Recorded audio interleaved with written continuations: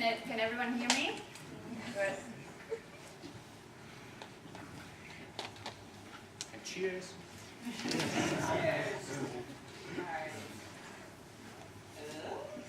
Okay, so welcome. Do I need a microphone? I'm so loud. No? Okay, fine. No. Okay, obviously I don't work in the tech industry, so hello? I do.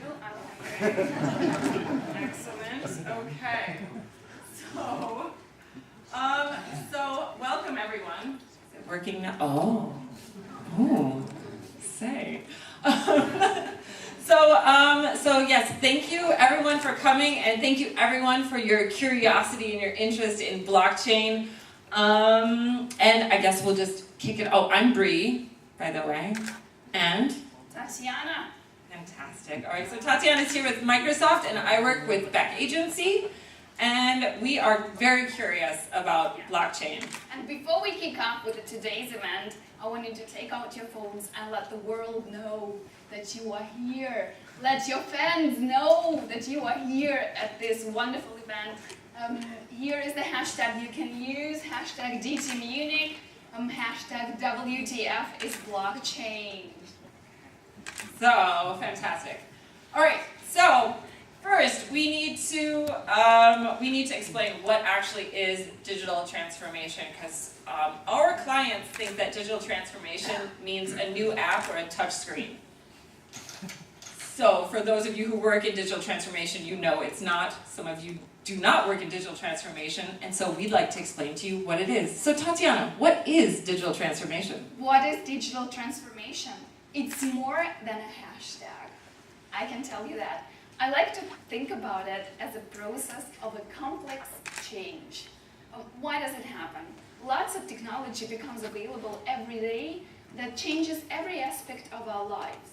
It affects the way we work with each other, it affects the way we live our lives, it affects what products we want to buy, and of course it affects what products companies want to produce, how they want to work with their employees, and how they produce the goods. So the processes within the companies are all affected by the digitization. So anything in the future, anything that can be digitized will be digitized? I am a strong believer. Oh, so I will be replaced by a robot? Possibly. I knew it was going to happen. All right. So what exactly does our digital transformation meetup group do? So we are trying to understand the very complicated concepts that are behind those words, digital transformation. I believe there's some understanding, but not everyone really knows what every of those words mean. And guys, admit it, it's safe here. Nobody really understands every single one of these words. So we take apart the most complicated concepts of digital transformation and break it down for everyone, so that when we leave this room after the meetup, we're confident. We're confident that we are understanding digital transformation better. Yeah. Or at least we can bullshit our way through a dinner party. Yay! So we are going to break down some of the, not tonight, tonight we talk about blockchain, woohoo!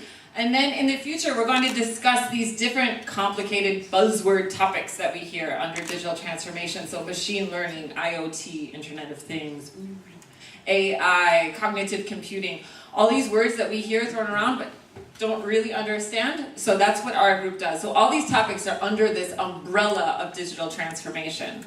I know there are some people here tonight who run specific groups on Meetup or on other platforms that address things like machine learning and IoT. And we would like to help you reach a broader audience to break it down more simply for people who maybe don't work in your industry. So we're trying to help spread the message further. So we would like everyone's help to vote on what the next topic that we break down will be. So we here, before you leave, we'd like everyone to vote on the next topic. So we have artificial intelligence, cognitive computing, machine learning, cloud computing. You can read, so I'll let you guys go ahead and check which one you would like to vote, or which one you would like us to tackle next. It's an analog voting system, so you have to use a pen. Yes. So what you gotta do is you do a little stick Yeah, the topic that you're interested in. That's how we work. Fantastic. Digital transformation at its best. All right, so who are we exactly? Who are we? We are academics, we are IT professionals, technical guys, and we are just curious humans who want to understand what WTF is going on. So our approach to these topics is for this evening, so you know how it's going to roll. We have humans, so we're going to very, very simply explain what blockchain is or whatever the topic is. Then we've got the nerds, people who work in digital transformation on a daily basis, and they're going to tell us about current applications of the technologies. Then we will have the super nerds, the academics who are looking into the future, and then finally we will have the translators, the communications, someone to explain to us what does all of this mean for me as a human being, me as a consumer, and me as a person who works at a company and wants to keep their job. That sounds awesome! How can people get involved? Well, since you asked, we are looking for speakers, and we are looking for venues. We are also looking for sponsors, so if your life's mission is to buy pizza and beer for a bunch of nerdy people, we're your group. I'm here to help. And we're looking for organizers. We're looking for people to help us organize the next big meetup group. So, what's gonna happen tonight? not a lot, but here's our schedule anyway. Here we go. So we have prepared some really short and super exciting presentations by cool people. Basically. Myself and Bree here will tell you, we'll make a basic introduction into the concept of blockchain. Then we have Peter Kirchner from Microsoft. Where are you, Peter? Here we Here go. he is. So he'll talk about successes and challenges of blockchain from a technical perspective. He's a technical evangelist. We'll have a short bio break. Beer break. Beer break. Beer break. Thank you. Priorities, people. And then Bhavani will give us an example how blockchain is applied in the insurance industry. And after that, Dr. Andranik Tomasian from Technical University of Munich will give us insights into the future of this technology. After that, Leif Goiter from Beck Agency, he's right over here, will tell us what the consequences are for society.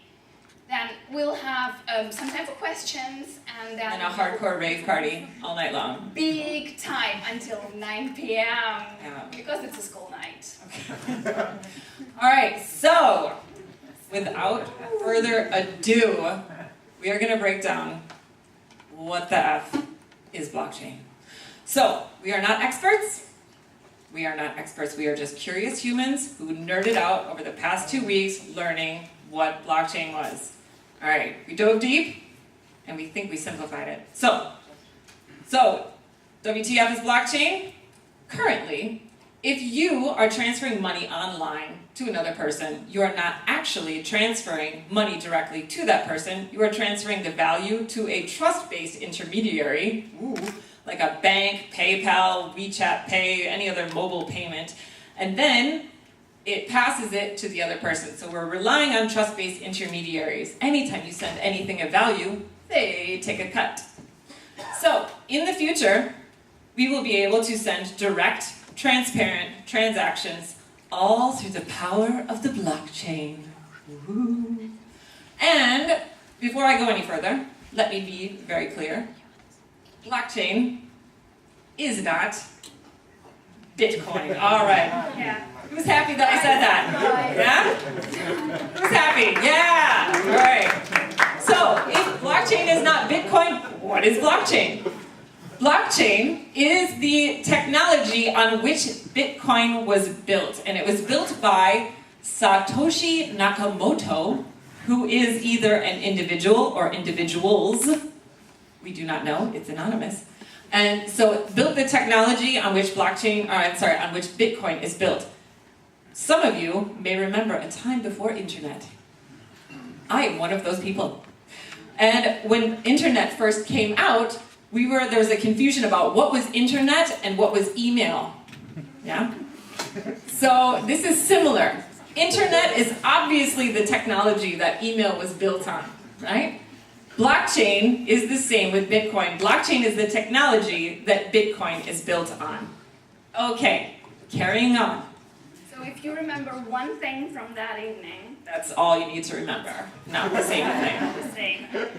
All right, so currently, this is another example. Currently, if you are sending a message to a friend, it goes to a database or a data center. This data center could be anywhere in the world. And with that, it could be read by the CIA, NSA, FBI, KGB, any of them could read it, because it's centralized in one place. And then it's sent to your friend's phone. In a blockchain-based world, there you would use an app that is based on the blockchain technology. That information is then sent out, your message is then sent out to a distributed network of computers, and none of them have access to all of the information that's contained. And then it's sent, reassembled, and sent to your phone.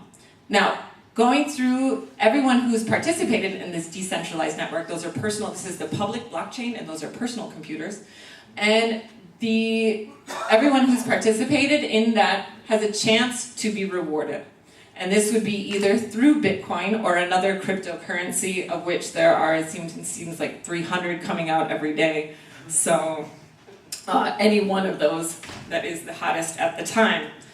So the benefits of having this distributed network versus a decentralized network is the decentralized network, if somebody decides to go in and hack into a link on that network, every computer on that network is not in a good space.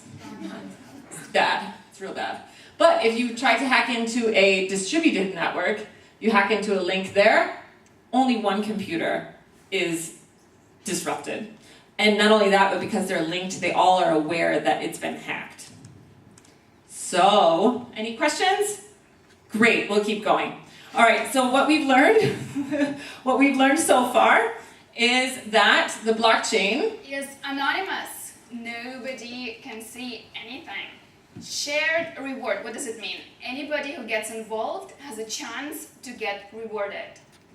And it's secure because of the distributed network. Fantastic. All right, let's go deeper. Let's go deeper. All right. But listen, before we do that, can we do another real life example? Let's do it. From my real life? Yeah. I can't hear you though because your microphone went away. Sorry, can you hear me? No. Right. So, I got married in April. And Congratulations! My husband is not part of this presentation, but my house is part of it. So, when I bought the house, because I don't know the first thing about the houses, I had to somehow gain trust that this is a good thing. It's a good thing that I'm doing here. So what I did, I went to a number of institutions that provided that trust to me. So I went to the city to learn about the history of the house. So I wanted to know who built the house, who bought the house and when, and who actually owns the house. Is it the same person who's selling it to me? I spoke to a real estate agent who knows the territory and tell me about the development plans in the territory. I spoke to a bank to make sure that the price is fair. I spoke to a bunch of construction people who helped me understand whether there is moisture in the walls, whether the garage is up to a new standard, and all those things. I went to a solicitor who certified that the transaction is legal. And because I actually don't trust any of those guys, I hired an individual appraiser who helped me trust the guys who are providing trust for this transaction. What does it all mean in practice?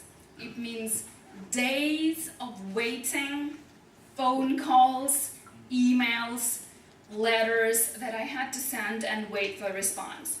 And every of these institutions provides you with nothing more than a sheet of paper with a signature on it, or maybe with a stamp on it. So how difficult is it to forge one of these documents? You know, in 2 days technology, super easy. I lived in China for 10 years, and I worked in a design agency, and we know a thing or two about altering documents. You better stop sharing now. Right. So what if there was a way to make this whole thing easier? What if there was a way to have all those documents in one place, where a person like myself who's interested to get all this information could just take it from? What's important? This information has to be secure, unhackable. Nobody can change it. But it's available for me. So if anybody wants to buy the house or sell the house, they can look and see those documents? Super transparent. That'd be awesome. Oh, super transparent and totally safe and untamperable? Do I have a solution for you? The blockchain. Surprise, surprise. Surprise, surprise. Why we're here. So each one of these documents that she receives when she buys this house has got a certain amount of information associated with it, right? Who made the document? What is it referring to? When it was? Da, da, da. Each one of these papers is some sort of document. Oh, I want to sell this house to her. And I get this document from the city that says, oh, failed the roof inspection. Now, it is a piece of paper. I can take that piece of paper and throw it away or alter it. It's up to me, my choice. So, but in the future, because everything will be digitized and every record that's created will automatically be digitized, each person who creates the record has their own unique ID. Every time they add something to the record of this house, it gives it a key. All right. So this makes it an immutable ledger, so it's locked. We know the person who created it, and we know what's inside of it, and it's locked. Then each of those different records, they all link together. So the first key in the chain would be ABC. The next key would be ABCEDF. The next key would be ABCEDF HIJ. So it gets more and more complex, more and more secure the further and further the chain goes down, this ledger of records goes. So for all of the different records for the house, we can take them, lump them all together. Oh my God. Oh my gosh, what is it? Is it a block? It is a block. It is, in fact, a block. This is the beginning. And we can take this block of records, this group of records, and that will have its own hash. The following group of records, information in this ledger, will also have a hash that's then built on the one before it. Therefore, chaining these records together. It's really just like, doesn't really look like that. And it's really only just one long chain, but it looks better if we do it like this. And they're all linked together. Yay! So, Tatiana, what happens if someone tries to tamper with one of those? Well, the way it looks, all the chains start to rattle and make noise. So, if you try to tamper with one of it alerts every other record inside of that chain. So, it means that in this distributed network, every computer that's part of it is like a pair of eyes. So, if one computer is hacked, everyone's going to see it. right. Totally transparent. Totally transparent. So we've learned that blockchain gives us anonymity, it gives us a shared reward, so the banks don't get all the money, we have a chance to get some of it. It's security and distribution, and it's permanent, it's unhackable, and it's perfectly transparent. Fantastic. So we're moving from needing these trust-based intermediaries to these transparent, direct transactions. And so we're moving away from Internet of Information, where we've been sending cat videos and pictures and contracts of buying house around, to the Internet of Value. we can start to share currency, we're sharing smart contracts, and there are tons of other applications which we don't understand, but we have someone here who will, a few people actually, so yay, let's look forward to that. And so yeah, so there's so many applications. Just real quick, imagine who's bought a used car before? Used car, yeah? Imagine if you had a blockchain, a pure record of every single thing that happened to that car before you bought it. be amazing. And yeah, just really, really great. So anyway, looking forward to that with these smart cars that they can track everything. So these are our references, and ta-da!